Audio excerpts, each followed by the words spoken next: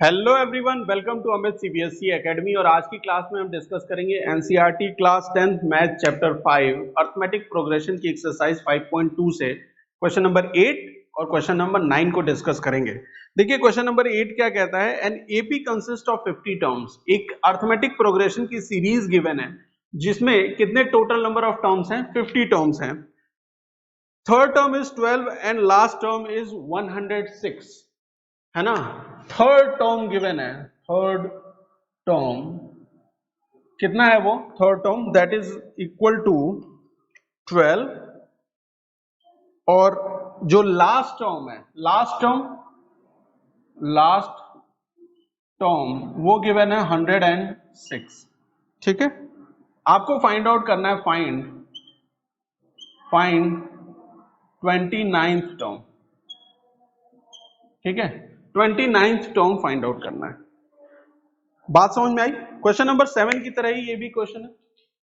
Question number 7 जैसे हमने solve किया था वो भी इसी तरीके का क्वेश्चन था। अच्छा, इस एपी में जो ये कंडीशन गिवन है, उस अर्थमेटिक प्रोग्रेशन में टोटल नंबर ऑफ टर्म्स कितने गिवन है, 50 टर्म्स टोटल हैं। और कह रहे हैं कि लास्ट टर्म 106 है, तो ये 50वां टर्म है या नहीं, 50th टर्म। कहीं कोई कंफ्यूजन की ये 50th टर्म है या नहीं, है ना 50th टर्म। ठीक, अच्छा, nth टर्म फाइंड आउट करने के लिए जो फॉर्मूला होता है an फाइंड आउट करने के लिए वो क्या होता है, an is equal to a plus n minus 1 d। ठीक है, जहां पे a क्या है, फर्स्ट टर्म, n क्या है, नंबर ऑफ टर्म्स है, d क्या है, कॉमन डिफरेंस है, an क्या है, nth टर्म है। ठीक है, क्वेश्चन के हिसाब से हमें दो इंफॉर्मेशन है कि थर्ड टर्म हमें पता है और last term that is 50th term पता है हमें कि 106 है। तो 12th टर्म से, थर्ड टर्म की इस कंडीशन से कि थर्ड टर्म 12 है, आप इस an की जगह पे ले सकते हैं 12। ठीक है, an की जगह 12 हो गया। थर्ड टर्म की बात कर रहा हूं, a हमें नहीं पता है ना। देखिए आपको 29th अगर टर्म फाइंड आउट करना है, 29th टर्म, तो आपके पास a की वैल्यू होनी चाहिए, n की वैल्यू होनी चाहिए और d की वैल्यू होनी चाहिए। 29th टर्म फाइंड आउट करने के लिए आपको ये तो पता है कि n 29 होगा, लेकिन a की वैल्यू क्या होगी और d की वैल्यू क्या होगी, क्या क्वेश्चन में हमें डायरेक्टली गिवन है? नहीं, इनडायरेक्ट वे में गिवन है। तो इसीलिए थर्ड टर्म की हेल्प से और ये 50th टर्म की हेल्प से हम a और d की वैल्यू फाइंड आउट करेंगे। तो a हमें नहीं पता, मैंने a को एज इट इज रहने दिया, प्लस n थर्ड टर्म है मतलब 3 माइनस 1, d नहीं पता तो d भी एज इट इज रहने दीजिए। तो 12 is equal to a plus 2d, या आप लिखेंगे a plus 2d is equal to 12। ये हमारी इक्वेशन नंबर 1 हो गई। ठीक है, इक्वेशन नंबर 1 हो गई। इसी तरीके से लास्ट टर्म मतलब 50th टर्म से आप फाइंड आउट कर सकते हैं कि 106 इज इक्वल टू, a पता है नहीं पता है, plus n minus 1, 50th term है ना, तो 50 माइनस 1, d नहीं पता है तो d एज इट इज रहने दीजिए। तो 106 is equal to a plus 49d, या a plus 49d is equal to 106। ये हमारी इक्वेशन नंबर 2 हो गई। ठीक है, दो इक्वेशन पता चल गई आपको, ये इक्वेशन 1 है, ये इक्वेशन 2 है। इन दोनों इक्वेशन की हेल्प से आप a और d की वैल्यू फाइंड आउट कर सकते हैं, है ना, क्योंकि ये linear equation in two variable का एक पेयर है ना। Linear equation in two variable का एक पेयर है, तो आप यहां से क्या फाइंड आउट कर सकते हैं, a और d की वैल्यू। चाहे तो एलिमिनेशन मेथड से कर लीजिए, चाहे तो सब्स्टिट्यूशन मेथड से। मैं देख रहा हूं कि यहाँ a है, यहाँ a है, तो एलिमिनेशन मेथड मेरे लिए इजी रहेगा। तो मैं क्या करूंगा कि a को एलिमिनेट करूंगा। कैसे एलिमिनेट कर सकते हैं, यहाँ प्लस में है, यहाँ प्लस में है, तो सब्सट्रैक्ट करके एलिमिनेट हो जाएगा। ठीक है, तो इक्वेशन 2 माइनस इक्वेशन 1 कर रहा हूं मैं, इक्वेशन 2 माइनस इक्वेशन 1। तो इक्वेशन 2 क्या है, a plus 49d is equal to 106 है, और a plus 2d is equal to 12, ये मेरी इक्वेशन 1 है, माइनस करेंगे साइन चेंज हो जाएगी, ये कट गया, यहाँ क्या बचेगा प्लस में 47D, और यहाँ क्या बचेगा 106 में से अगर 12 माइनस करेंगे तो 94 बचेगा, 94। D की वैल्यू अगर यहाँ से फाइंड आउट करें आप D की वैल्यू, तो D will be equal to 94/47, divide करेंगे तो D की वैल्यू क्या आ जाएगी, वो आएगी 2। कॉमन डिफरेंस क्या आ गया, 2 के बराबर। ठीक है, कॉमन डिफरेंस किसके बराबर आ गया है, 2 के बराबर आ गया। क्लियर है, कोई दिक्कत नहीं। अच्छा, A की वैल्यू और फाइंड आउट करनी है, तो ये D की वैल्यू इस इक्वेशन में या इस इक्वेशन में कहीं पे भी पुट करके आप फाइंड आउट कर सकते हैं किसकी वैल्यू, A की वैल्यू। तो मैं इक्वेशन नंबर 1 में पुट कर रहा हूं, put value of D in equation 1, है ना, इक्वेशन 1 में वैल्यू ऑफ D पुट कर रहे हैं। तो इक्वेशन 1 क्या है, a plus 2D is equal to 12 है। यहाँ पे D की जगह आप क्या ले लेंगे, 2 ले लेंगे, तो a plus 2 into 2 4 is equal to 12, और a is equal to 12 minus 4, then a is equal to 8। यहां से हमारे पास a की वैल्यू आ गई, वो क्या है 8। D पता चल गया, A पता चल गया, जो टर्म फाइंड आउट करना है 29, N की वैल्यू पता चल गई, तो हम अब 29th टर्म फाइंड आउट कर सकते हैं। A29 will be equal to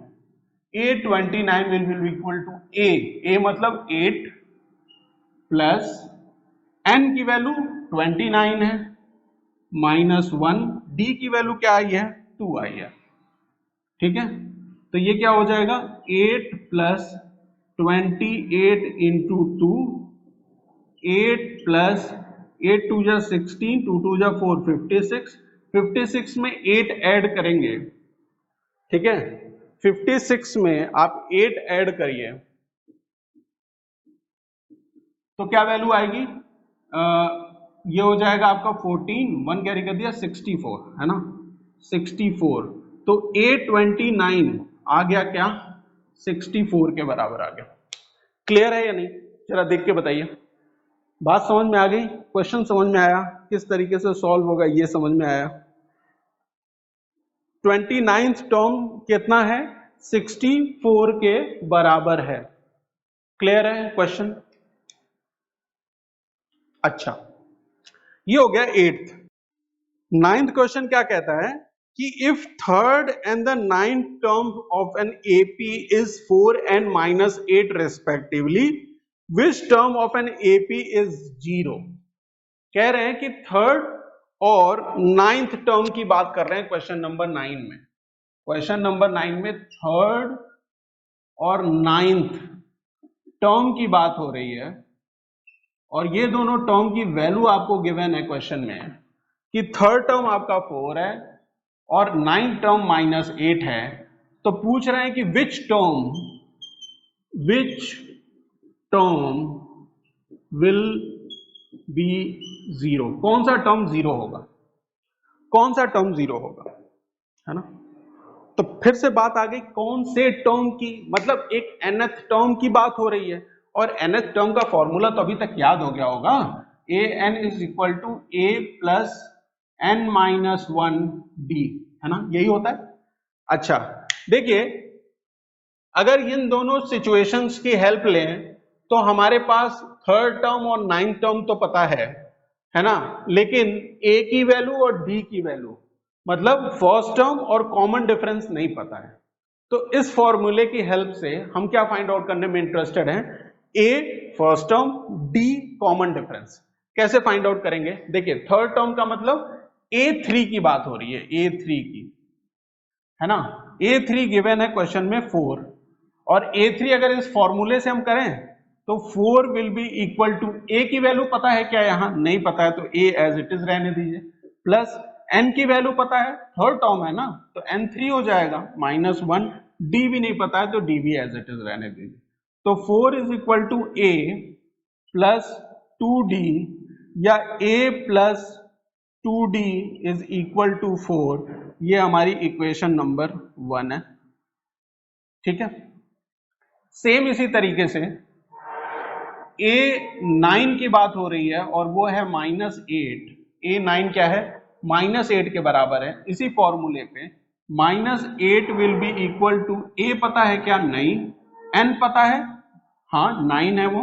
-1 D नहीं पता है, तो -8 is equal to A plus 8D या A plus 8D is equal to -8। ये हमारी इक्वेशन नंबर 2 हो गई। ठीक है, पहली इक्वेशन, दूसरी equation, pair of linear equation in two variables है।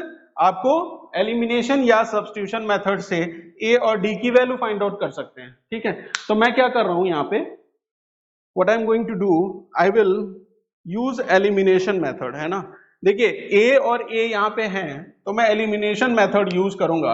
और क्या क्या करने वाला हूं मैं, इक्वेशन 2 माइनस इक्वेशन 1 कर रहा हूं मैं। इक्वेशन 2 माइनस इक्वेशन 1, तो A plus 8D is equal to -8, ये मेरी इक्वेशन 2 है। A plus 2D is equal to 4, ये मेरी इक्वेशन नंबर 1 है। माइनस करेंगे साइन चेंज हो जाएगी, तो ये चीज तो कट गई, A तो कट गया।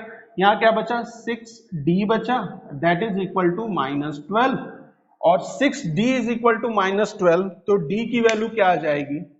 You will get D is equal to -12/6, और you can say D is equal to -2। यहां से आपने D की वैल्यू फाइंड आउट कर ली, वो क्या आ गई? -2 के बराबर आ गई। तो A की वैल्यू फाइंड आउट कर सकते हैं आप इन दोनों इक्वेशन में से कहीं पे भी D की वैल्यू पुट कर देंगे इक्वेशन 1 या इक्वेशन 2 में, तो आप क्या फाइंड आउट कर लेंगे? A की वैल्यू फाइंड आउट कर लेंगे। मैं इक्वेशन 1 में पुट कर रहा हूं, put value of D in equation 1, है ना। तो इक्वेशन 1 क्या है? A plus 2D is equal to 4 है। D की वैल्यू यहाँ क्या है? -2, तो A plus 2 into -2 that is equal to 4। A plus यहाँ प्लस 2 और 2 4 हो जाएगा, माइनस साइन के साथ, तो -4 हो जाएगा। -4 is equal to 4, then A is equal to 8, है ना। A की वैल्यू क्या आ गई? 8 आ गई। ठीक है, आपके पास फर्स्ट टर्म है, आपके पास कॉमन डिफरेंस है, और आपके पास वो टर्म की वैल्यू पता है जो 0 है ना। एक टर्म है nth टर्म, वो 0 है। an की वैल्यू पता है आपके पास। ठीक है, an की वैल्यू आपको पता है, an क्या है?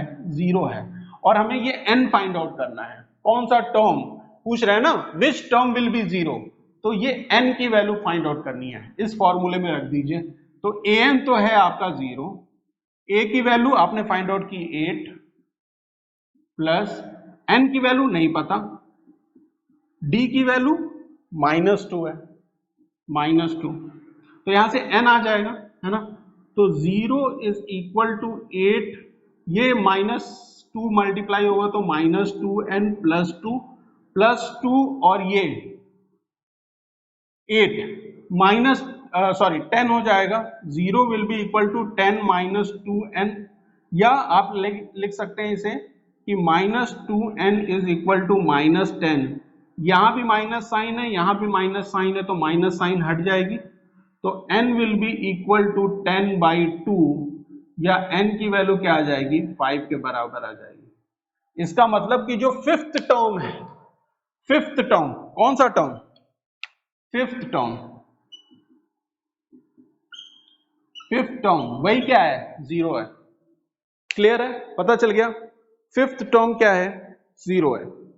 क्लियर है? क्वेश्चन नंबर 8 और क्वेश्चन नंबर 9 क्लियर हो गया, बात समझ में आई। तो मिलते हैं नेक्स्ट क्लास में। Thank you for watching.